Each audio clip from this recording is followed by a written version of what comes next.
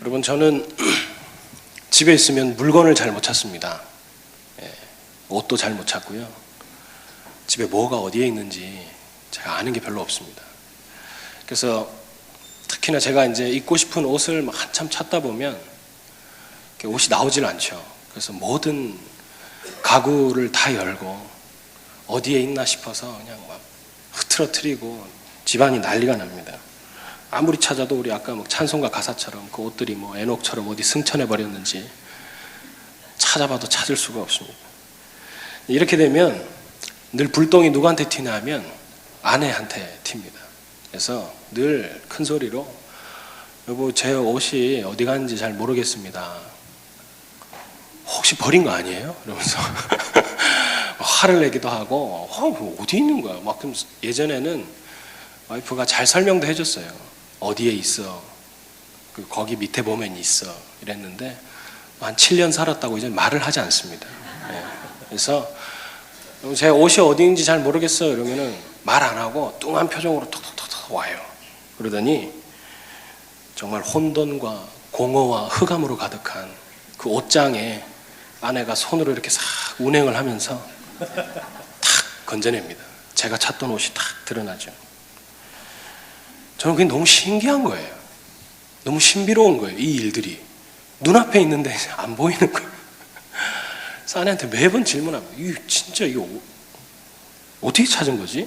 이렇게 질문하면 그제서야 와이프가 늘 하는 대답이 똑같습니다. 눈앞에 있는데 왜 그걸 못 찾냐고.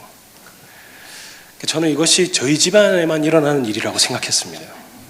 그런데 너무 신비로워서 다른 전도사님하고도 대화해 보니까 본인 집도 그러하다 하더라고요. 눈앞에 있는데 찾지 못하는.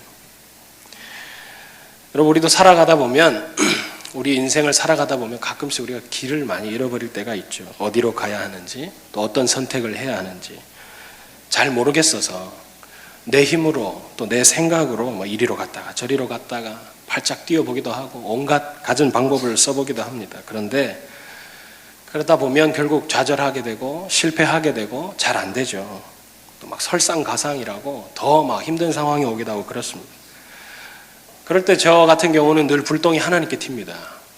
하나님한테 온 사방이 이렇게 다 막혀 있는데 도대체 어떡하라고요, 하나님? 어디로 가라는 거예요? 저거 어쩌라는 거예요, 하나님? 하나님이 제 인생에 그렇게 뭔가 막힐 때마다 꼭 말씀해 주시더라고요.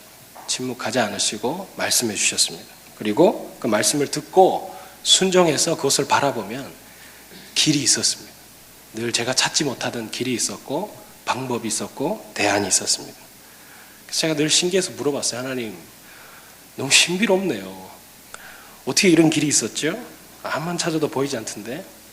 하나님도 저희 집사람하고 늘 비슷하게 대답하십니다. 눈앞에 있는데 왜 맨날 길을 못 찾아? 네 눈앞에 있는데. 여러분, 하나님 말씀은 우리 삶의 길이 되십니다. 하나님 말씀은 우리 인생의 빛이 되시죠. 눈앞에 하나님의 말씀이 있는데 우리가 인생의 해답을 다른 데서 찾으려고 발버둥 치다 보니까 늘 헤매게 되죠.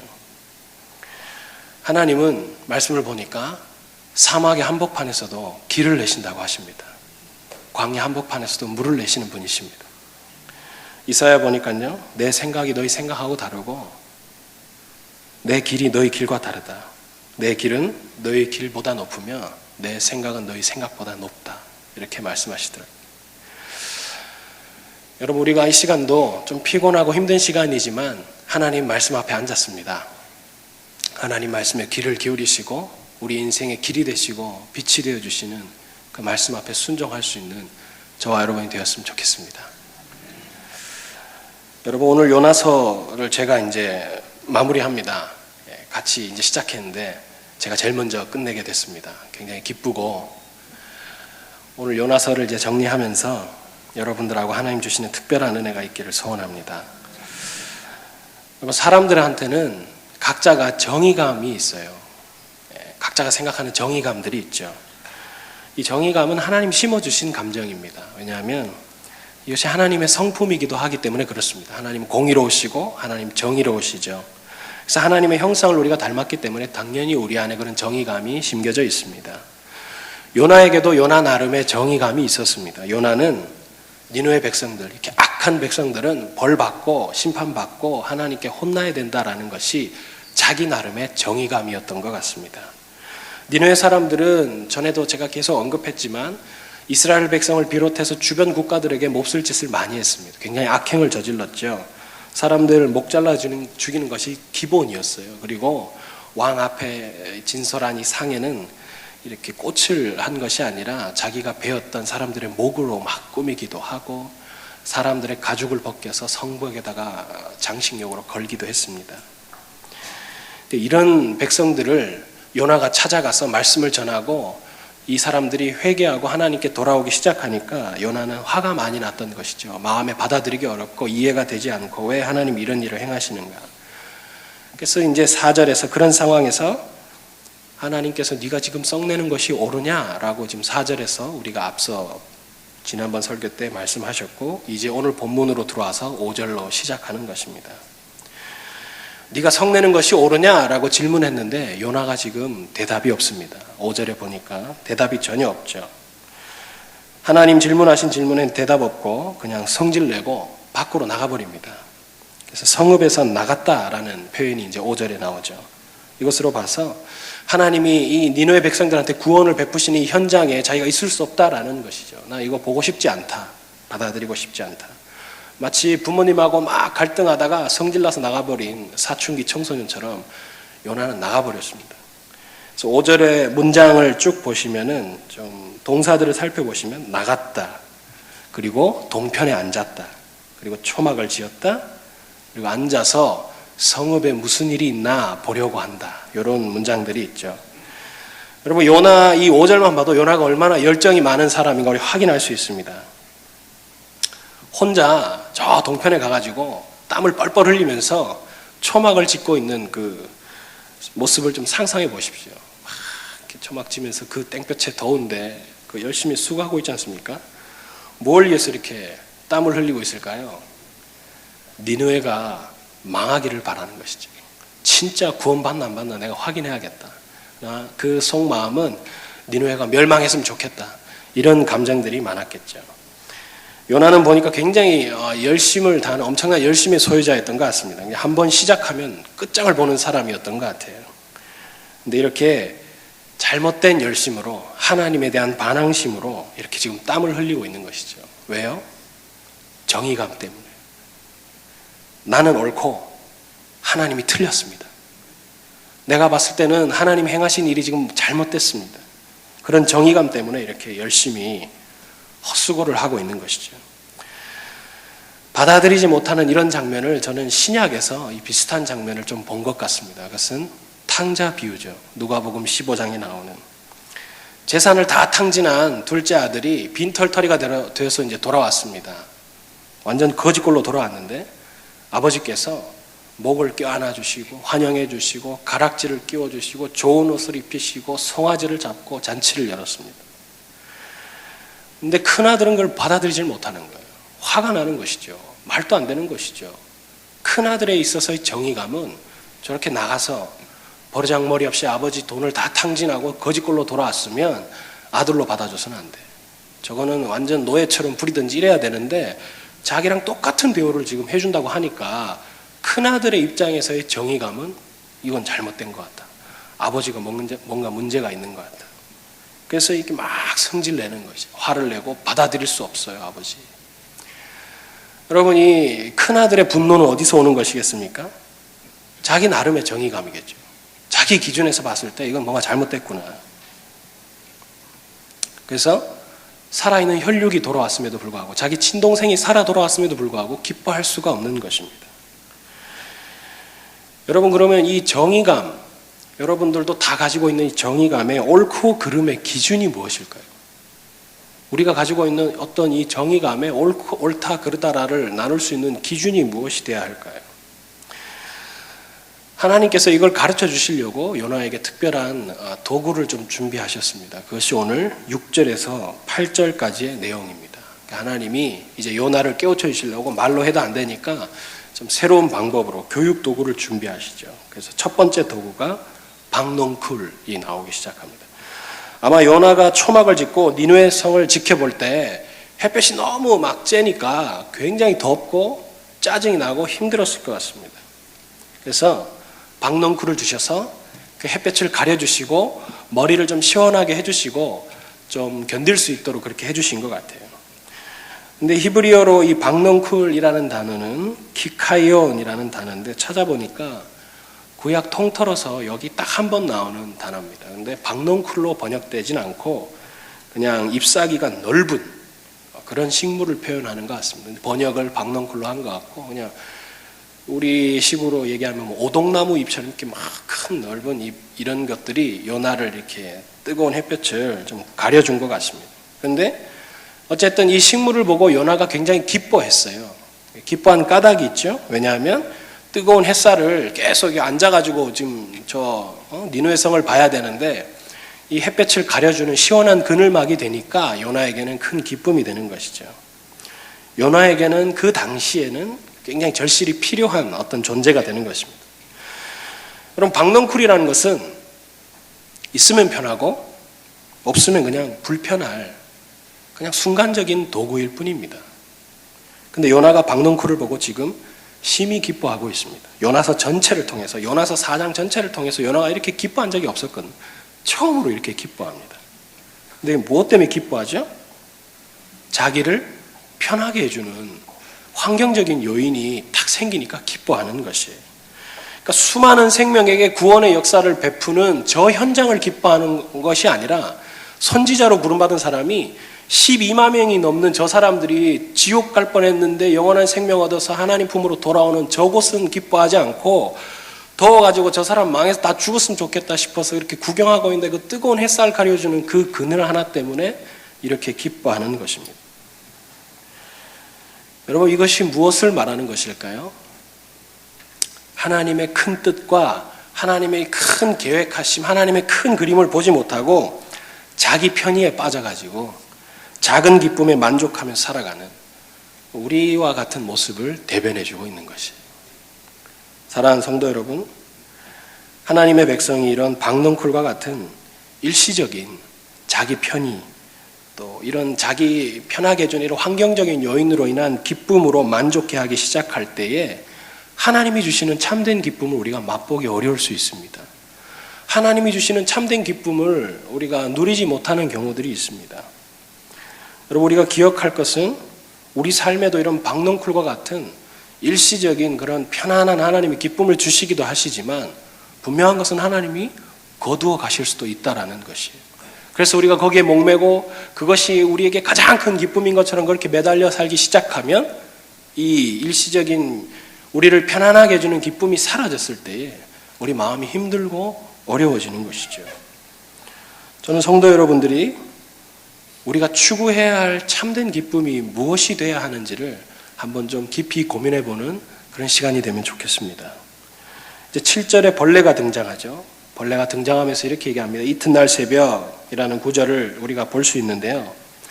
요나가 잠든 틈을 타서 이 벌레가 이 이파리들을 다 씹어 먹은 것 같습니다. 그래서 이 잎들이 다 사라져 버렸죠. 그래서 이제 햇볕이 쪼이니까 그늘이 다 사라져서 굉장히 다시 힘든 상황이 온 것 같습니다. 여러분 벌레는 성경에서 굉장히 하찮은 존재를 상징합니다. 벌레만도 못한 저를.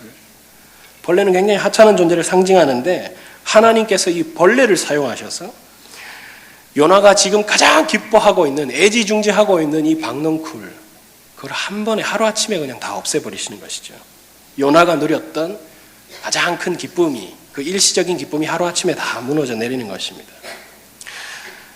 여러분 우리가 만약에 박넝쿨과 같은 이런 작은 기쁨에 이런 작은 축복에 안주하기 시작하면 우리가 하나님이 주셨던 우리 삶의 편의에 따르는 이런 축복에 우리가 너무 마음을 쏟고 안주하기 시작하면 그래서 우리의 궁극적인 삶의 목적이나 부르심을 잊어버리고 그렇게 안주하면서 살기 시작한다면 어쩌면 하나님이 우리 삶에 이런 벌레들을 보내실 수도 있습니다. 보내시는 이유는 우리를 골탕 먹이시려고 하시는 것이 아니고 너희들의 참된 기쁨은 내가 되어야 할 것이야. 그거 말하시려고. 너희들의 참된 만족은 내가 되어야 할 것이야. 그거 말씀하시려고 우리 삶의 벌레를 보내실 수도 있다라는 것입니다. 그래서 저는 목회를 하면서 많은 분들을 이렇게 뵙다 보면 어떤 분들은 하나님이 건강의 벌레를 보내셔서 건강을 잠시 좀 힘들게 하시는 분들도 있고, 어떤 분들은 물질의 벌레를 보내셔서 물질이 인생의 가장 큰 기쁨이 됐던 분들에게 그걸 거두어 가시고 하나님이 기쁨이 되실 때까지 물질을 허락하지 않는 그런 경우들도 종종 보게 됩니다. 중요한 것은 여러분, 우리 삶에 이런 문제들이 찾아왔을 때에 하나님께서 내 삶에 벌레를 보내신 이유가 세상 기쁨에 붙들려 살지 않도록 하시려고 그러시는구나. 우리의 가장 큰 기쁨이 하나님 되게 하시려고 하나님 그렇게 하시는 거구나. 그렇게 생각하고 그 상황에 빨리 하나님 앞에 엎드리고 순종해야 하는 것이지요. 하나님 뜻을 깨닫고 하나님 마음에 합하도록 우리의 삶을 돌이켜야 하는데, 그런데 지금 요나는 어떻게 반응하느냐? 요나는 지금 엄청 분노하고 있습니다. 본문 8절을 보시면 해가 뜰 때에 이제 하나님이 뜨거운 동풍을 예비하셨고 해는 요나의 머리에 쪼임에 요나가 혼미하여 스스로 죽기를 구하여 이르되 사는 것보다 죽는 것이 내게 나으니이다 하니라. 여러분, 뜨거운 이제 햇볕이 막 요나를 쬐기 시작하니까 요나가 좀 짜증난 것 같습니다. 특별히 우리가 더울 때 짜증이 많이 나죠. 저도 막 덥고 땀나고 막 이러면 엄청 짜증 나거든요. 동남아 여행 가고 이런 데 가보면 막 엄청 덥지 않습니까? 습하고. 근데 뭔가 자꾸 뭐 바라고 이러면 또 너무 힘들어지고 빨리 시원한 데 가고 싶은데, 지금 요나 같은 경우도 엄청 막 짜증나고 힘들고 이러니까 또 하나님께 얘기하기를 차라리 저를 죽여주십시오 이렇게 얘기하는 것입니다. 여러분, 저와 이제 요나서를 쭉 보셔서 아시겠지만 요나는 주특기가 죽여달라는 겁니다. 요나는 지금 몇 번째 죽여달라고 하는지 차라리 저를 죽여주십시오. 제가 이 본문을 쭉 이제 한 서너 달 이렇게 보면서 느끼는 건데, 요나는 자기 자아가 죽어야 되는데 자꾸 육신을 죽여달라고 하니까 하나님이 너무 안타까운 것이죠. 육신을 죽어갖고 되겠느냐? 네 자아가 죽어야 되는데. 여러분, 조금 전까지만 해도 요나가 지금 뭐 때문에 그렇게 분노를 했냐 하면 정의감 때문에 분노했습니다. 하나님 옳지 않습니다. 악한 자들은 그렇게 쉽게 용서받아서 안 됩니다. 그 사람들이 행한 짓을 한번 생각해 보십시오. 하나님의 기준과 공의와 하나님 율법대로라면 그렇게 악행을 저지르는 사람들은 내버려둬서 되겠습니까? 근데 지금 요나가 그렇게 그런 일들로 분노하던 그 선지자 요나가 지금은 하찮은 벌레 한 마리가 와가지고 자기 머리를 시원하게 해주던 그 이파리들 다 씹어 먹었다고 하나님께 막 더워 죽겠는데 차라리 날 죽여주십시오 하나님. 그러고 있는 것입니다. 근데 더 놀라운 것은 아까보다 훨씬 더 심한 분노를 지금 쏟아내는 것이에요. 니느웨 백성들 때 분노하던 것보다 훨씬 더 심한 분노를 지금 쏟아내고 있는 것입니다. 여러분, 따지고 보면 화낼 이유가 없습니다. 요나는. 왜냐하면 박넝쿨이 자기 것도 아니잖아요. 자기 것도 아니고 자기 소유도 아닌데 자기가 조금 불편하다고, 자기가 좀 편의를 누리지 못한다고 화를 내는 것이에요. 조금 편하면 기뻐하고 자기 뜻대로 안 되면 망언을 해버리는 것입니다. 차라리 죽여주십시오. 이때 하나님이 무엇이라고 말씀합니까? 9절에서 하나님이 요나에게 이르시되 네가 이 박넝쿨로 말미암아 성내는 것이 어찌 옳으냐 하시니 그가 대답하되 내가 성내어 죽기까지 할지라도 옳습니다. 놀랍죠? 제가 만나본 구약의 선지자 중에 가장 담대한 선지자입니다. 두려움이 없는 선지자. 이런 두려움이 없는 이런 거를 다른 쪽으로 개발했으면 크게 될 사람이었는데 가장 두려워해야 할 대상인 하나님을 안 두려워하는 놀라운 선지자. 여러분, 이 질문은 4절에서 하나님이 요나에게 니느웨 성의 구원을 보고 성냈을 때에 질문했던 것과 똑같은 질문입니다. 하나님이 요나에게 지금 무슨 말을 하고 싶으신 걸까요? 그래, 요나야, 네 말이 맞다. 악한 사람들은 쉽게 용서받으면 안 되지. 저런 사람들 벌 받아야지. 네가 이렇게 분을 내고 화를 내는 거 내가 다 이해한다. 근데 네가 그렇게 정의로운 사람이라면, 네가 그렇게 의롭고 바른 사람이라면 어떻게 네 소유도 아닌 이런 박넝쿨 하나가 벌레 갉아먹었다고 해가지고 이렇게 나한테 성질내고 화를 낼 수 있느냐? 네가 그렇게 정의롭고 수준 높은 사람이라면, 그렇게 의롭고 바른 사람이라면, 그렇게 그릇이 크고 넓은 사람이라면 이 정도 불편함쯤은 좀 감수할 수 있는 거 아니냐? 어떻게 네가 좀 불편해졌다고 해가지고 아까보다 훨씬 더 큰 분노를 나한테 쏟아내는 것이냐? 결국 네가 분노하는 것은 결국 네가 성내는 것은 네 기준에 따라 좌지우지 되는 것이 아니냐. 지극히 주관적인 거 아니냐. 네 마음 따라 되는 거 아니냐. 어떻게 네 주관적인 것을, 네 마음 따라 되는 것을 네가 그냥 기분 좋으면 말고 아니면 뭐 이런 걸 가지고 어떻게 합당하다고 말할 수 있느냐. 하나님이 지금 그걸 말씀하시는 것이죠. 하나님이 박넝쿨과 벌레 이걸 사용하셔서 사람이 갖고 있는 정의로움에 대한 기준을 자기중심적이다. 우리가 가지고 있는 이 정의로움에 대한 기준이 완전하지 않다. 다 자기중심적이다라는 것을 말씀하시는 것입니다. 자기 몸이 편하냐 불편하냐에 따라서, 내 마음이 편하냐 불편하냐에 따라서 얼마든지 우리가 가지고 있는 그 정의로움이, 그 의로움이 바뀔 수 있다라는 거예요. 기준이 막 좌지우지 될 수 있다라는 것이죠. 대부분의 사람이 다 그렇습니다. 저와 여러분도 예외는 아닐 것입니다. 예를 들어서 어떤 불의함이 있는데 그게 저한테 유익이 되면, 어떤 불의함이 있는데 저한테 아무 상관이 없으면 저는 그냥 견딜만 할 것입니다. 그런데 그 불의함이 저하고 직접적인 관련이 있어서 저한테 고통을 주기 시작하면 전 참을 수 없을 것 같습니다.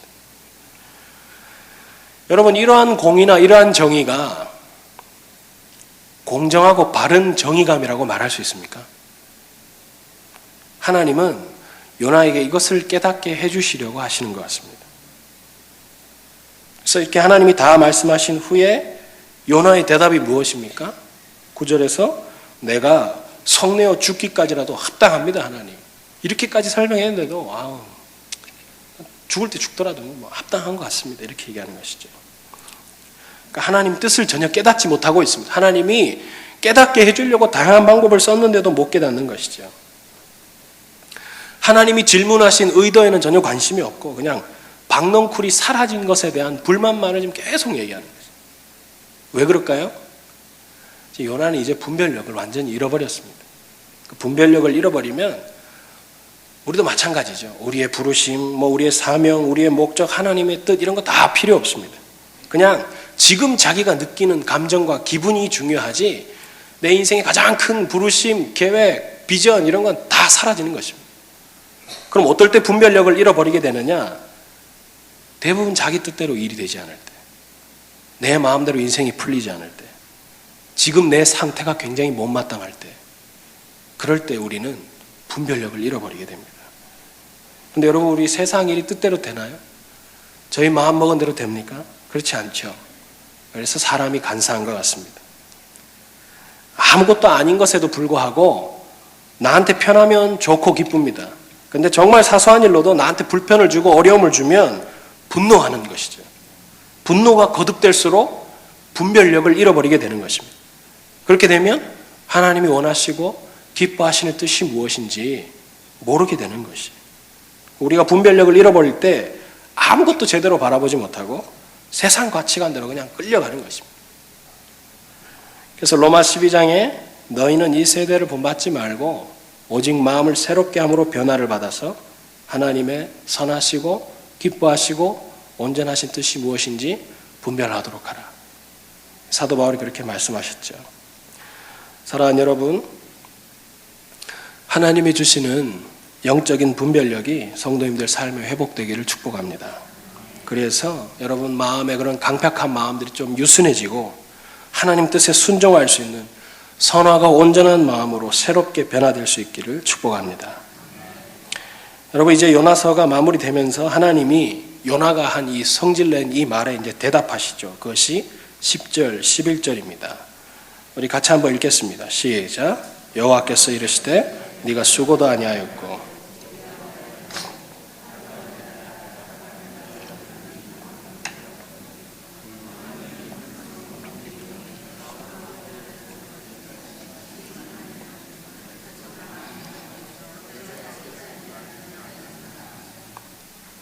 아멘. 그럼 이제 하나님이 대답하십니다. 그러면서 이제 요나서 끝나는데요. 하나님이 화를 내지 않으세요. 저는 끝까지 참으시는 하나님을 요나서를 통해서 보면서 굉장히 은혜를 많이 받습니다. 이 정도 되면 좀 징계하실 만도 하고, 야, 너는 물고기 배속도 안 되는구나. 더 심한 거 한번 풀어야겠구나. 이렇게 나와야 되는데 하나님이 굉장히 유순하게 차분차분하게 말씀해 주시죠. 작은 부분까지 납득이 될 수 있도록 설명하십니다. 그래서 하나님 먼저 뭘 얘기하시냐면 박농쿨의 소유권에 대해서 말씀하시죠. 네가 수고도 아니했고 재배도 아니했다. 네게 아니다. 박농쿨을 자라게 하고 박농쿨 만들고 박농쿨을 너한테 허락한 존재가 누구냐? 나야, 나. 네 거 아니야. 너는 그것에게 생명을 준 적도 없고 자라게 한 적도 없어. 그러므로 이것을 내가 시들게 한다 하더라도 네가 불평하거나 원망할 자격이 내게 없다. 하나님이 지금 그걸 말씀하시는 거죠. 두 번째로 하나님께서는 이 박농쿨의 가치에 대해서 말씀하십니다. 하룻밤에 났다가 하룻밤에 말라버린 이 박농쿨, 이 하루살이처럼 썩어질 것에 대해서 얘기하는 것이 크게 존재 가치를 둘 만한 게 못 된다라는 것입니다. 그런데 저나 여러분이나 요나는 이런 썩어질 것, 하루아침에 사라져버릴 것에 우리가 목매며 살아가고 거기에 우리 막 온 마음이 집중되고, 그러니까 하나님이 지금 그걸 지금 꼬집어서 얘기하시는 것이죠. 요나가 그것을 그렇게 아꼈고 그것을 심하게 기뻐했다라는 것입니다. 하룻밤 사이에 썩어져 사라질 아무런 가치도 없는 것을 단지 너한테 조금 도움이 되고 좀 편의가 되고 네 인생에 조금 기쁨을 주니까 네가 그것을 그토록 아꼈다. 하나님 지금 그걸 말씀하시는 거죠. 우리가 분별력을 완전히 잃어버리면 화를 내지 말아야 할 것에 화를 내고 기뻐하지 말아야 할 것에 기뻐하게 되는 것입니다. 요나는 박농쿨이 자기 것이 아님을 고백할 수 있어야 했습니다. 욥처럼 주신 자도 여호와, 취하신 자도 여호와 이렇게 나왔어야 됐는데 그렇게 하지 못하죠. 박농쿨이 제공한 그 짧지만 박농쿨이 제공해줬던 그 삶을 굉장히 사랑했던 것 같습니다. 그래서 이게 사라지니까 불편해지고 막 화가 나고 불만이 생기고 분노를 표출하고 하나님께 반항하게 되는 것이죠. 그때 하나님께서 이 박농쿨은 네 소유가 아니고 그렇게 분노할 정도로 가치 있는 존재도 아니다라는 것을 이제 깨우쳐 주시는 장면인 것입니다. 네 것도 아니며 가치도 없는 그런 박농쿨을 네가 그토록 아꼈으면 하물며 니느웨 성에 있는 그 12만 명의 생명과 그 수많은 가축들을 한번 생각해 봐라. 그것을 내가 아끼는 것이 당연하지 않겠느냐. 요나는 하나님께서 니느웨 백성들을 용서하시고 은혜를 베푸시는 것이 불합리하다고 생각했습니다. 그런데 하나님께서는 박농쿨을 통해서 요나의 생각이, 요나가 갖고 있는 그 의롭게 생각했던 그 정의로움이 잘못된 것이고 불합리한 것이다라는 것을 증명해 주는 것입니다. 네가 하루살이와 같은 그런 박농쿨을 아꼈다라면 나한테는 12만 명도 더 내는 저 니느웨 성 생명들을 아끼는 것이 어찌 합당하지 아니하냐. 네가 최소한 그 정도는 생각해 봤냐라는 것이죠. 너한테는 이렇게 분노할 자격이 없다.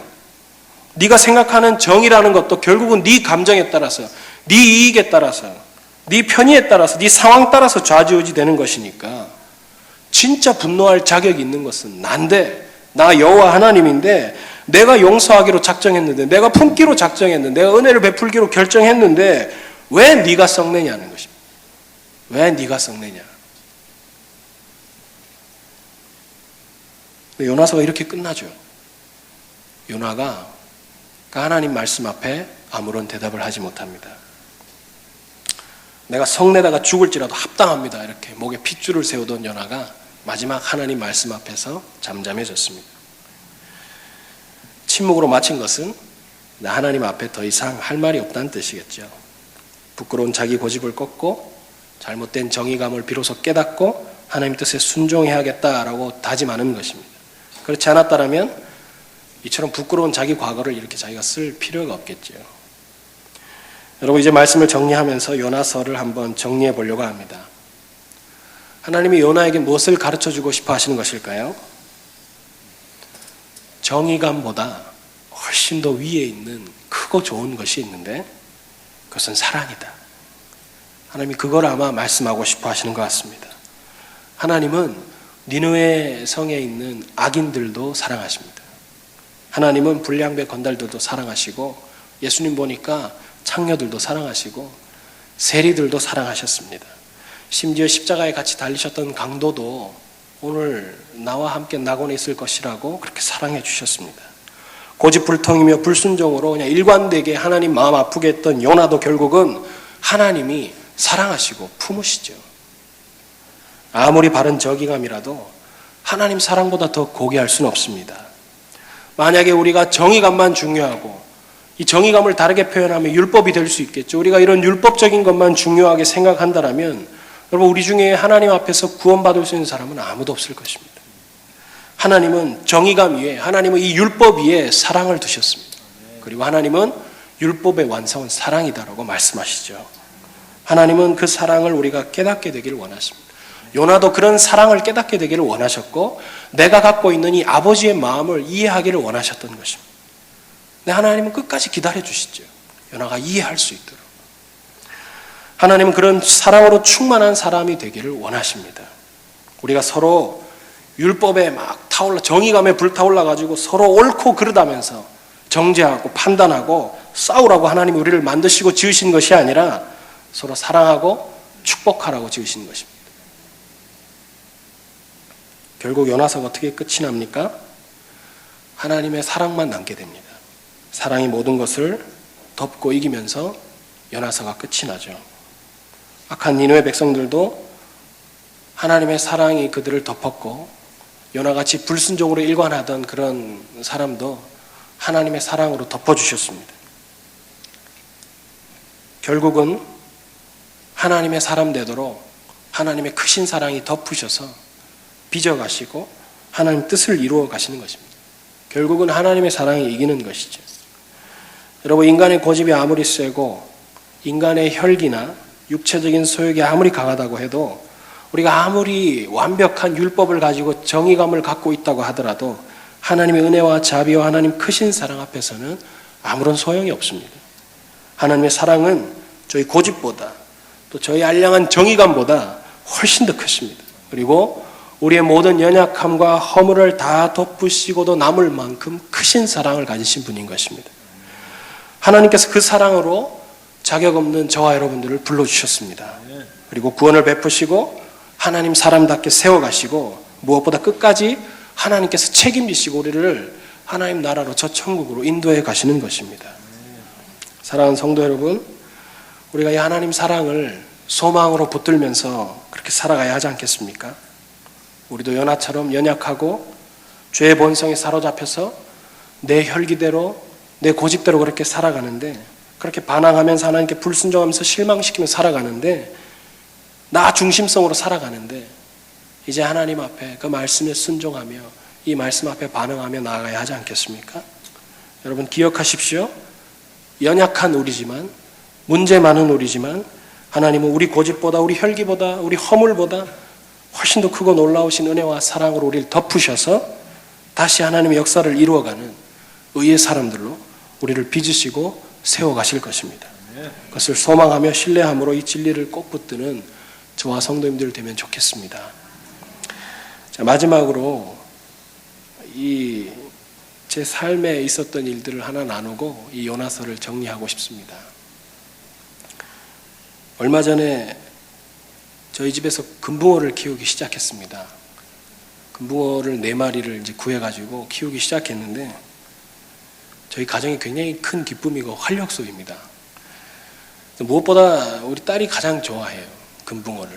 그리고 우리 딸이 금붕어 이름을 다 하나씩 지어줬습니다.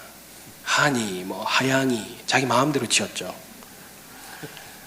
이번 주에 저희 어머님이 생신이라 딸과 저희 아내가 육지에 가 있어서 화상통화를 할 일이 생겼습니다.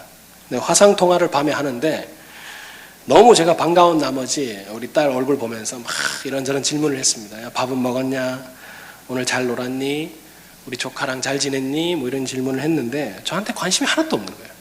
아무런 관심도 없고 그냥 한다는 말이 아빠 금붕어 보여줘.